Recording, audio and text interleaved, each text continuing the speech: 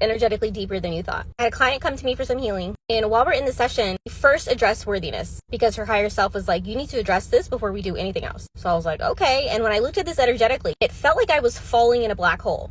There was no end in sight. And as I'm sitting there, like bringing my awareness to my body's like swaying like this, like I'm falling and falling and falling. And then the client realizes, oh wow, this is actually pretty deep. And this wound was tied to when her parents divorced when she was young. She thought if I'm worthy enough, then they could have stayed together. And when we went deeper into that, addressed her abandonment wound, which was deeply embedded in her heart. And as we healed this, I could feel the layers come off of her. And then her higher self told her it is done. And so we were like, okay, let's move on. And we went deeper into her sacral center. She felt like something was off there. And when I looked at this, I had this vision of her being physically pulled away, yanked away from her family unit. Because when her parents got a divorce, she lost everything that she ever knew. And what her higher self told me was that she wasn't ready to acknowledge the fact that this hurt her way more than she even realized. She had been to counseling and therapy, so she thought she dealt with this, but energetically it was still deeply embedded and tied to worthiness. And so once we cleared all of this, she was bawling.